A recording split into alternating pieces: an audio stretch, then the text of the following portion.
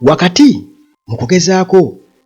okuteekawo diversion n'okubuzaabuza abalafubanira enkyukakyuka n'okwagala okulaga nti Bobi Wine takyakola mawulire batandise okwagala okuzuukusa nze kye naaliyise emirambo okukkuba emirambo empiso. Tulaba nga Alien Skin akwatibwa era nga byonna bikwatibwa ku butambi bulungi nnyo era ng'emisango gye bamuvunaana okusinziira ku omwogezi wa poliisi wano mu Kampala Metropolitan yatugambye nti bano balina silence, balina bavuga bubi mu kkubo ne gurupu ezitategeerekeka ate era nti bakola effujjo okukozesa n'okubeera nga bapozesinga ebintu eby'amagye, ebyambalo n'ebirala. Kakati olwa Alien Skin akwatibwa bamusanze Kitebi wali nga ku kisaawe ng'ava kuyimba ku Kitebi secondary bwe batyo ne bamuzingako n'abantu be ne babaleeta paka Nateete police station era ne tulaba ba tiktokers oba nze benyinza okugamba nti kati abalina okutambuza ekintu amawulire okuteekawo obunkenke nti serebu akwatiddwa nga baagala okubeera nga bamuteeka mu bugombo obwo. Nalabyeko Naalongo oli simanyi nate nti ng'enviiri bali Naalongo bitono namulabyeko awo butambi bwe nalabyeko n'abalala nga we bali awo era nga n'okuripooti nga balipootinga breaking news Alien Skin akwatiddwa kati bw'ogenda mu comment section nga bantu bagamba Alien Skin yaani nga tetumumanyi. Comment sino nga nnyingi ezibuuza Alien Skin yaani kiki kakati bikola ki bituyambe ki naye nga ekikulu kya byonna wano njagala okubabuulira nti bw'otunuulira kati abantu abaliwo wano e Uganda abayimbi Kenzo Kamiliyoni n'abalala tewaliwo ayinza kukola kabadi kwegamba kayinza kusasamaza bantu kakati olwo bagezaako okuleeta Alien Skin era njagala okubuulira nti ekintu kino butereevu kirimu ba Major Emma kubanga era jjukira nti mu campaign Major Emma yatwala Alien Skin yamutwala Gulu Arua asobole okukyankalanya nkugamba nti abantu ne bategeka ekivvulu simayo omupiira n'ebirala nga balowooza abavubuka bagenda kuleka okulaba Kyagulanyi ogenda eri Kyagulanyi ku campaign mbu bajje eno eri Alien Skin kubanga bo balina belief nti excitement bo bagiyita excitement mbu obuwagizi bwa Bobi Wine bwalina mu bavubuka babulabanga excitement mbu bamumanyi ng'omuyimbi mbu y'ensonga lwaki abantu bamukuŋŋaanirako bu naye tebamulonda kati bakyalina ekintu ekyo ne batamanya nti ebintu byakyuka dda bannayuganda kati abo baaseeseetuka baavaawo ku guno omulundi nsuubira okuba nga bagenda kunookinga bagenda kutomera of course bagenda kuteeka ssente mu bibinja by'abavubuka kubanga Major Emma alina abageta abatonotono be baasigazaawo kubanga newankubadde tebaabawa ssente oba babawa ssente ne batabalonda Namyalo yatuwa obujulizi nti baabawa ssente Museveni yabawa ssente ne mutamulonda alaba wano Kyagulanyi n'afuna bwe buti Museveni n'afunawo buno bwokka kati ekyo bakimanyi bulungi nnyo naye ate era still waliwo abo bo bakagwirawo bwe kasita obawa ssente nga kagwirawo kasi omuwa 5 kasi omuwa 1,000 kitegeeza nti ajja kgenda akola ekyo nti ogenda ku kkooti ne bakuŋŋaana okuyisa ebivulu mu Kampala nti free Alien Skin okukakasa nti ogamba nti waliwo omuntu omulala azze kwegamba asinga akontrolinga ghetto asinga Robert Kyagulanyi Ssentamu so nga ate Robert Kyagulanyi Ssentamu kakati ne ku national level yavaako ali ku international level kakati ate bano bakyali eno ku level y'ebyalo nga n'ebyalo bibuuza alien skin yaani. Ekintu kino bwe muba mukiwakanya tutunuulire emisango gye bavunaana alien skin. Bamuvunaana okwambala uniform z'amagye. Waliwo ka clip ke yalabikiramu ng'abasirikale bamukubira saluti ne bagenda ne basaba endera eya Fangoni oba kati ne bagira ne bagimukwasa bw'ati ne bamukubira saluti nga naye mu butambi obumu ali mu byambalo bya UPDF nga biriko ne bendera wano nga biragira nti bya UPDF. Naye okuva lwe balangirira nti ebyambalo by'amagye tebiina kwambalwa abantu ba bulijjo n'abayimbi ne babibajjako Bwabuchamani baabizayo n'abalala bonna, ye alien skin ate ebyambalo alaga nti alina bingi nnyo ku Fangoni Forest. Ate era nga byalina bikulagana bipya nnyo nga kitegeeza nti waliwo ababimuwa. Bano batugambye nti bwe bakukwata n'ebyambalo by'amagye nga tolina full authorization okuva eri abo bekikwatako abakulu military authority nga tebaabikuwa, kitegeeza nti basobola obbikuwa naye ng'olina olukusa okuva gye bali. Kati ekyebuuzibwa tulabye ng'amagye wa alien skin ate era nga n'abantu baabeera nabo bameja Emma n'abalala bonna basirikale mu campaign tumulabe nga bamukozesa era ebyambalo ebyo babadde nga nabyo era abadde nga abyambala. Lwaki bamukwata kati? Era byonna nga bamaze okubizingako bwe tolaba nti nno bagenda tugamba nti naye yafuna olukusa okubyambala.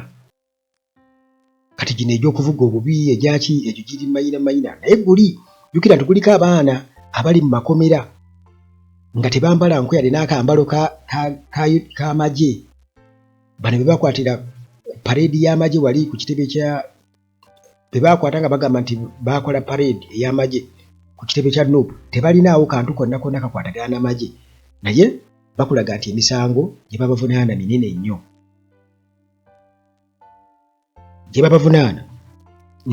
nnyo. Kakati alien skin mu kugezaako okumuzza kuba kati bagezaako okulaga okuyimusa abavubuka gurupu yaabwe eri batandika okubuuza kati era nga betunaabeera basuubira okubeera nga batuuza mu mbeera eri wuuyo bamuleese bamugye Luzira bamuleese abamuzizaayo bakoze batya abantu bakuŋŋaanye ku kkooti mu mbeera efaanaganako bwetyo naye nga byonna bigendereddwamu ki? Kubikka Kyagulanyi abantu bamwerabire ku ground kati engeri gye yagenda e Bulaaya ate wuuyo taagala kuteesa na Museveni nti kati abantu babeere nga basigadde kumulaba bulabyawo bwe batyo kubanga byakola abikolera eri. Era wano ku ground basuubira okuba nti kano ke kaseera akatuufu okubeera nga bawamba tewaliiwo kati omuntu ali prominent ayinza kuzuukuka kubanga egisigadde jjo ate mirambo nnyo nti kati alien skin oba oli awo bwe bayinza okubeera kati ate nga bazuukusa wano bageze kuteekawo ebbugumu era bajja teekamu ssente nnyingi nnyo eby'okumutwala mu kkooti ku social media debate zitandike naye byonna bagezaako kubikka Kyagulanyi era nga bwe bayiiya amadda ge gayinza kuba gatya bwe bagezaako okugenda eri Ambassador Pope wa US abayambeko mbu bateese mbu ekibiina kye bakiteeke mu mateeka naye kennyini adde waleme kuba wamukwatako ebisigadde bisigale nga bitambula bwe bityo nga bwe babyagala bo beefugire emmome zaabwe batuteeke mu budde obwenkomeredde bapange obusika bwabwe obwensikirano.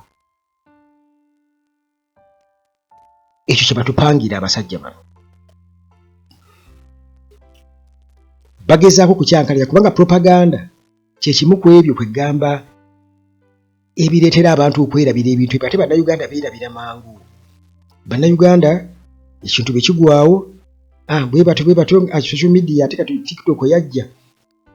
amawulire gadduka ku sipiidi n'okusinga abantu bwe balowooza. Naye nkugambye nti wonna bwe ndabye amawulire gano abaakitegedde nga babuuza Alien Skin yalwa musooke mumbuulire y'ani oyo nga simumanyi abeera wa nga tubale tutumumanyi akoze eki be bamanyi byabwe nga bagezaako okukikuba. Luno olutalo tetugenda kubeera lwangu muganda wange. Era Robert Kyagulanyi Ssentamu kyakoze newakubadde nti abantu bagenda kigaggawaliramu nnyo kibangi bagaggawalira Robert Kyagulanyi Ssentamu Alien Skin already kati okumukwata okumusiba kiba kimukolera ate nawe okusasulwa abeera asasuddwa kubanga njagala okubuulira nti tewaliiwo ngeri yonna Alien Skin yafunamu byambalo ebyo nga abaabimuwa tebakwatiddwa kubanga balina okubeera nga bamubuuza ani yabikuwa babakwate. Ani yabikuba eyabimuwa akwatibwe kubanga bw'oba okimanyi nti basivilian tebalina kwambala byambalo by'amagye n'obikwata n'obiwa civilian kiba kitegeeza nti kati ate bw'oba ozizza omusango gw'omanyidde ddala nti mubi nti ate civilian yayinza okukola ki ayinza okuba nga yejjeerera kubanga yakimanyi gweoyinza obutayawula kasi obisaba ne babikuwa ogamba nti nafuna olukusa gundi yeyabimba. Naye kati abaabimuwa be baani bwe baba tebakwatiddwako take note kitegeeza fake bafeekinga okitegeera. Ate era still ono abadde abyambala ebbanga lyonna ne mu kampeyini abadde nabo bulungi nnyo ng'ebyambalo babirina bagezezaako nnyo teekawo amawulire nze olumu ndaba ebintu byamukunja nga omukunja atasera nga be batyo beerumba beekuba n'entandika okuba nga mbabuusabuusa abo nabo nga nabo mbabuusabuusa kubanga bw'oba olwanyisa amawulire bano ge bateekawo buli kaseera agoonoonye endongo sisuubira nti nno omuntu osobola okuba oluyimba nga lulungi oli n'akola sitanti n'etta oluyimba lwe kubanga amawulire gendaba ku TikTok oba bali balwanye oba beeyiridde buugi oba bakoze batya oba babakwatidde mu loogi gaba mawulire. Naye ate era bwe nteekako rediyo yange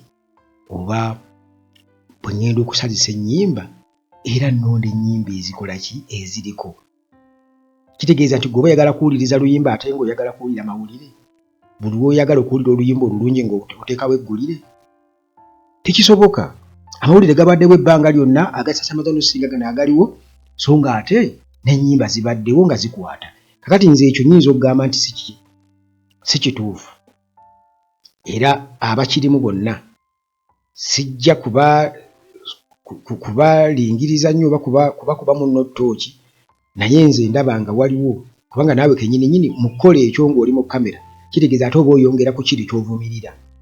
ekyabana abateekawo ze sitanti okwonoona endongo gwagenda okugogola endongo kitegeeza nti endongo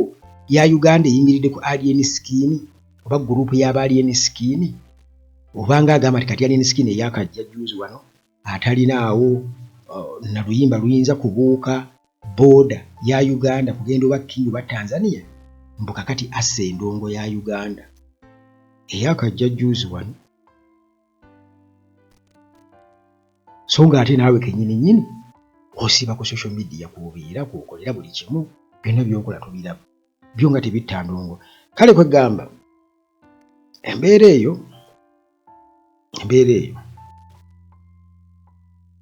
abantu basaanye okubeera abagezigezi era musaanye obutabiwa matu musaanye obutabirayikinga musaanye obutaddaawo kubibeerako nnyo kubisoosowaza nnyo buno bamuleese mu kkooti buno bakoze batya kati bamugambye bwe bati tubirekere amawulire aga BBS aga NBS bajja kubikuba mpola mpola bwe batyo paka bwe binaabadibirira nga balaba abantu bali ku birala nnyo naye kati olw'okuba Kyagulanyi ali wabweru wa ggwanga commission gye bamanyi obulungi ennyo kati wano baagala okuba divertinga babaggyeko bateekewo ebintu ebitakwatagana era munaatera okulaba ebisitole kati ng'ebyaba oli kwezira simanyi kwezira gwe bagamba eyayagala omwana wa mukyala we nga bikomyewo defilement cases nga zikomyewo naye mwalaba kwezira mumulabye bulungi nnyo nga akakasa nti yakwasaganya ebya NRM mu kiwayi ky'Ejjuba ate era ne batubuulira ne ranks ze mu magye e Rwanda kati bingi nnyo ebintu abantu balina okubeera nga beegendereza nti oba oli awo tunaasobola okubeera nga tutegeera nti bano akazannya ako jjukira nti social media olede Kyagulanyi yagiwamba mu campaign abantu bonna nga bakutte zibendera nga tebalina nawe bayita nga yabataayiza dda kati nga bo beesize kimu kubba akalulu bwe tunabba akalulu tujja kuba tumumaze amaanyi bagenda okubba akalulu nga bakimanyi bagenda kumukwata bamusibe bamala okumusiba bamugate ku Dr. Kizza Besigye kati ba prominent opposition figures bonna babe nga babalina babagulika gasanga aganene ennyo bakakasize ddala nti mu butuufu kati bano tubalina opposition tumaze okubeera nga tugisaanyaawo kati olwo babeere nga batunuulidde omuntu yenna agezaako kuyimusa omutwe nga tali ku sayidi yaabwe ng'abantu bamukubireko ku nduulu entonotono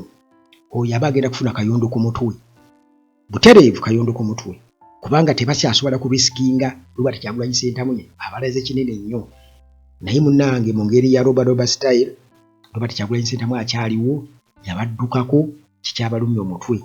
kati balwana mu buli ango yonna okulaba nga bakuleetinga amawulire ag'ebicupuli batandika okubeera nga bawa amaanyi kati nga Alien Skin bamuwa amaanyi kati onootera okulaba nga bangi nnyo bwe bawadde ssente nga bageza okuwolereza Alien Skin nga bwe wakiraba luli bonna ogenda kubalaba bamayinja baani bonna alula mu biru baani olwo bonna bagenda gurupu ebennene nnyo bafune balooya bafuneyo gwe bakiteekamu ow'amaanyi nga bwe walaba ekyakweza bye bakiteekamu Nsereko n'abalala kati nakyo ne bagenda kiteekamu bayinza okufunayo omuntu ali prominent awo nti kati yawolereza Alien Skin kati yakola atya omulamuzi agambebwa muganda wange okukakasa nti basangula bwa mawulire naye ebyo byonna buteerere ate era wagenda kujjawo ekikibikka ate Alien Skin takyaliko tabanga nako neera n'okubeera ku taliiko ate tabangako ebyange maaso ku lutimbe kabina ku ddongo